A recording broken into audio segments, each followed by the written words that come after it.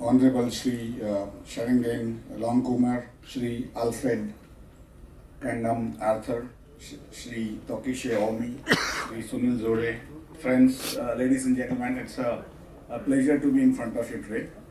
The topic is next 50 years. You have completed 50 years, so please accept my congratulations on celebrating your Golden Jubilee of Naga Students Union Mumbai.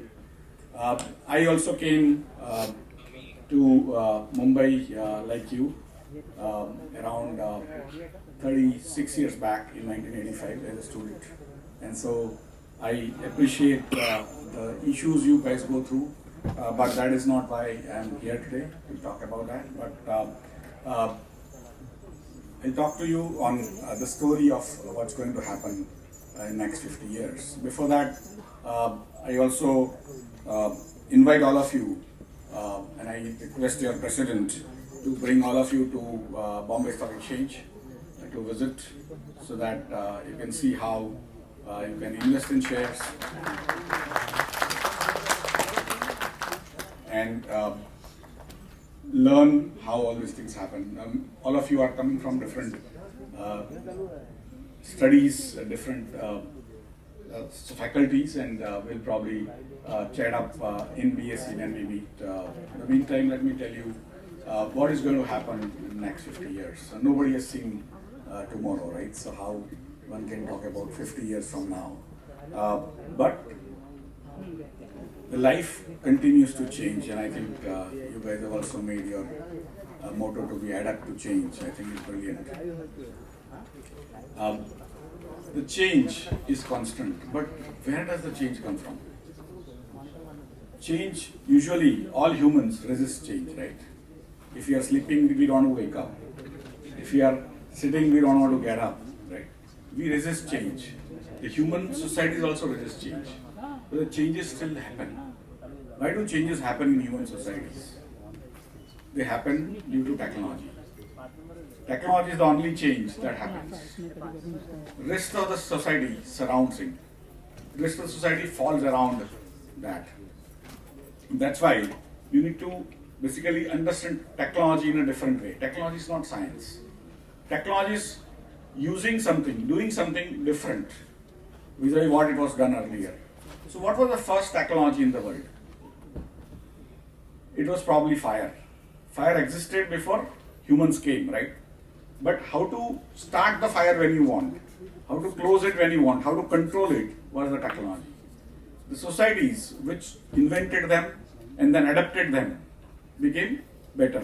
They could have better food, they had less health problems, they could throw it on somebody as a weapon, they could save themselves from animals and so on and so forth, right?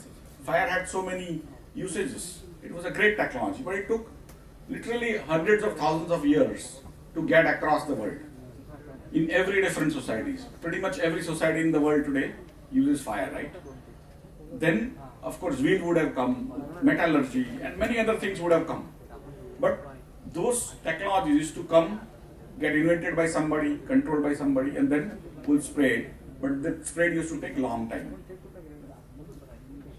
When people started talking to each other, started moving, that spread became faster and faster. Around 1000 years back, 800 years back, a new framework started coming up using new modern science, technology, other things. India used to be a pioneer in the science, technology, maths 2000 years back, 1000 years back. But we forgot how to invent newer things probably 1000 years back. Other people learned from us. And somebody created a steam engine, somebody created something else, and industrial revolution started. India missed out the last 1000 years because we got subjugated, we got also overwhelmed by that pace of technology that was changing. New machines came and so on and so forth. Right? And just to give you a perspective, around 1000 AD, 1000 after Jesus Christ, 1000 years after Jesus Christ, India was producing 50% of world GDP. Around 1650, when Britishers came to India, India was producing 33% of world GDP. 1/3 of world GDP was being produced by India. When Britishers left, India was producing 2% of world GDP. From 50% to 33% to 2%. What happened? We missed out the technology bus. We missed out the technology bus for the defense, for the offense, but also for production. Of course, British has looted us, but more importantly, they also did more production outside. They created new machines, and that's where they won over us, and they actually subjugated us. They also took out a lot of efforts from us.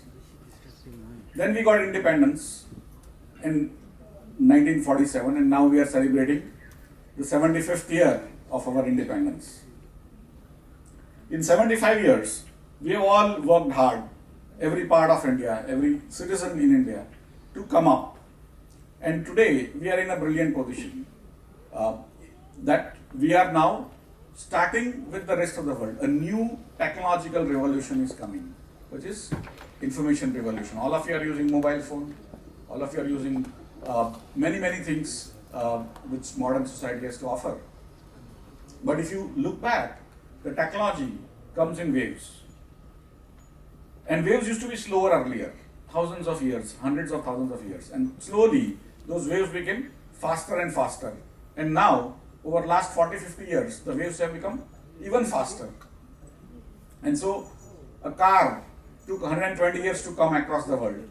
A television took 60 years, a mobile phone took 30 years, a Google took 15 years, a Facebook took 5 years, and TikTok took 2 years, right? So, waves are coming faster and faster. And the only thing that creates that wealth is what? Technology, right? Changes in technology. And technologies are happening, changing faster and faster and faster. And that's where, over next 50 years, world will create more wealth using new technologies, whether it is in drones, on robotics, on artificial intelligence, cloud, 3D printing, in biotechnology, in creating viruses, in giving vaccine for viruses, DNA changes, and hundreds of other things. Holograms and virtual reality and so on and so forth, right? Some of it you are already doing. But the new wealth that will be created, who will create that wealth? People who can learn technology. Who can learn technology? It's young people like you, not me. Because I am past 50.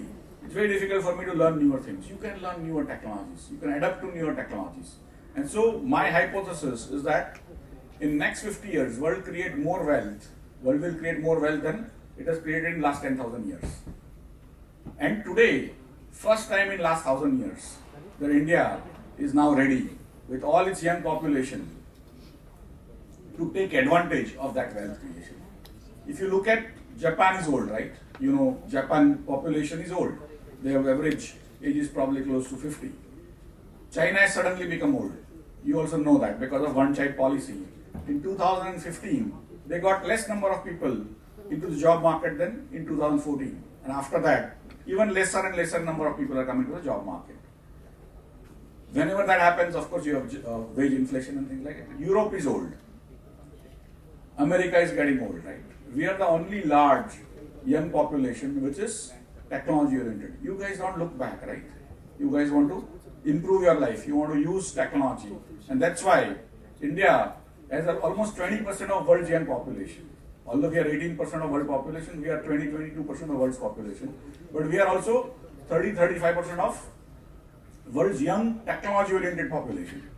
We are almost 1/3 of world's young technology-oriented population. And you guys are going to create huge wealth over next 50 years. Today, world's wealth is around $520 trillion. Next 50 years, world will create $520 trillion more. If you create even 25% of that, 1/4 of that, you will create $125 trillion more. And today, we are almost at $10-12 trillion. So you will create literally 10 to 15 times more wealth compared to what we have today. And all of you are going to be very wealthy if you get into the technology game, right? So if you are not an engineer, you don't have to be an engineer for doing that. You have to catch a friend who is an engineer. You can start using technology in the areas you operate in. If you are a doctor, if you are an artist, you can still use technology in different ways. And it's the adaptation of technology that's going to make you that wealthy. And so for me, I have no doubt today India's time has come. Next 50 years, India is going to do exceedingly well because first time in last 1,000 years, we have a chance to win the race because we are starting with the rest of the world and we are equipped, right? With that, I think last 50 years have been very eventful for India, for every one of us, every one of our families. But next 50 years are going to be even more interesting, and we may not be there, but you will be there. So enjoy, but work hard. Thank you very much.